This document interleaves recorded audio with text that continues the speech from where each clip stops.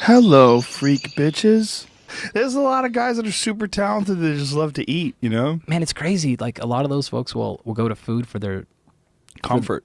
for that and for the control. Like, that's what they can control. Yeah, that makes sense, especially in such a crazy world of competition in combat sports. And especially in this sport where, like, winning and losing is so finite. And when you get to the top, like, rarely people win more than they lose. Right. Like, it's just so hard. So hard. And there's so many like in NFL and Major League Baseball and soccer, there's a clear pecking order. You beat this person, then you beat this team, then you beat this team, then you get to play for the championship.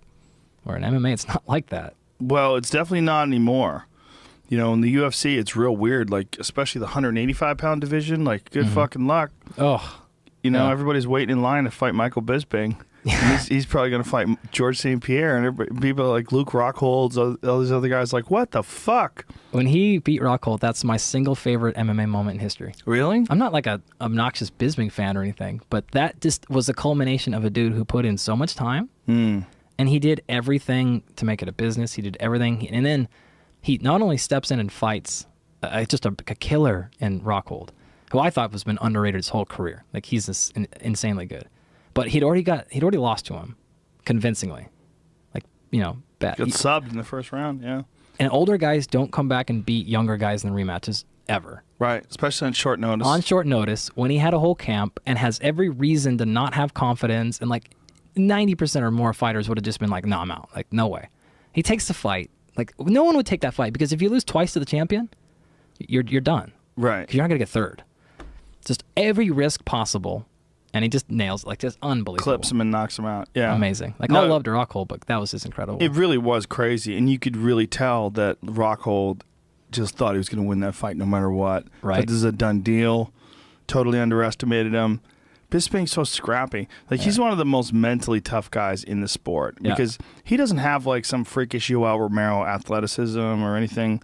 It's just hard work. He's not particularly fast. No. He's not super mobile. He's very skilled. And he's got a lot of physical issues, too. I mean, he can't even see out of one eye. Yeah. You know, he's had a bunch of issues with, like, joints and discs and he doesn't move knee well injuries. anymore. No. And he's not big for the division or anything. Doesn't have fucking like people up. Well, he's pretty big for 185. Well, not like amazing. He's not like towering over Weidman or Rockhold. Like, no, he's not beating those guys. Are giant. Yeah, those guys are giant. And he doesn't have some amazing skill set either way. He can fall back on a world championship in wrestling to get through. Like, he just is like pretty good at everything. Yep.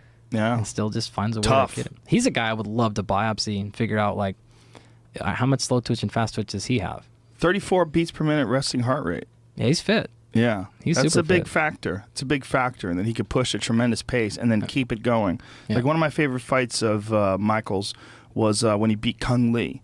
Oh yeah, because he just overwhelmed him, and just you see Kung starting to get tired, and Bisping just poured it on. Yeah, just gave him a beating, and that was sort of in a lot of ways like a shift towards. I mean, he was always a world-class fighter. There was a shift towards like the upper end of the division. It was a big moment for his career too, because if he lost that's probably about night for him in terms of. Yeah, you could say that, but he doesn't give a fuck. Oh, I mean, no, he got does. knocked out by Vitor, comes right back. You know, he got knocked out by Henderson, comes right back. He's one of the guys. I've been around him a bit.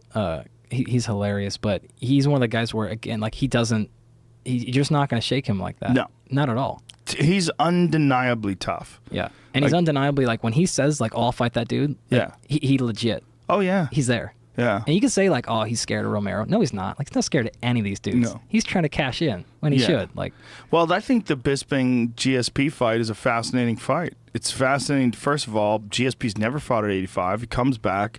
He fights for a world title. It makes it compelling. Yeah. I just wonder, and this is unfortunate, but I wonder how many of these young new fans, I would like to say like post-Ronda Rousey fans, how many of them even know who the fuck GSP is? Yeah. I think there's a lot of... My wife definitely does. Well, she's a fan. Yeah. But I mean, I wonder of how many of the new ones, you know, the people coming up actually know who he is. And I mean, it's been a long time. Yeah. You know? A couple of years, right? More than that. Yeah. And when did he lose to Johnny Hendricks? I want to say it's 3 years ago, at least. At least.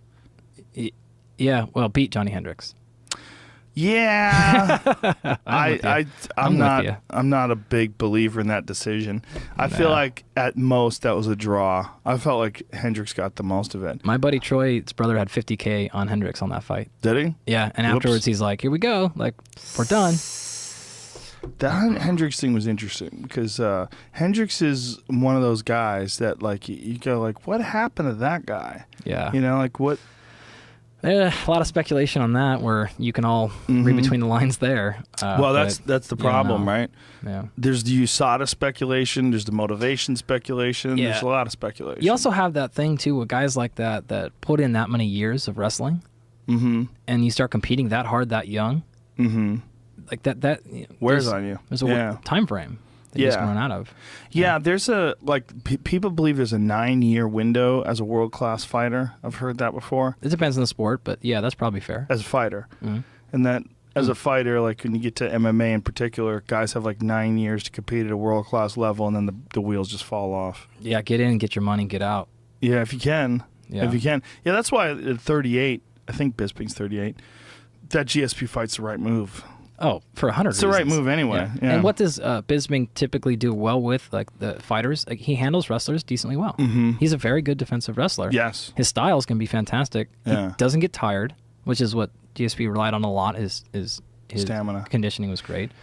But that stamina, like, is dependent upon activity. Like, even if you're just physically fit, but you haven't fought in a long time, I don't necessarily know if it's applicable. Yeah. Well, it's also going to be different, too, we'll see what he does weight-wise. Yeah. So what people don't understand about when you watch professional athletes, fighters in particular, is a lot of what happens in that fatigue is either psychological or it's bad weight cut stuff.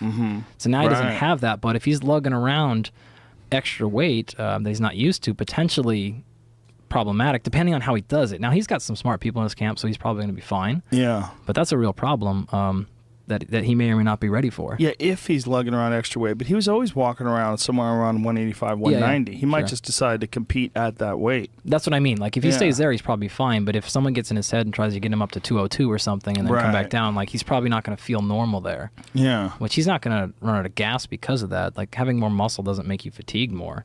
It's the training that does it.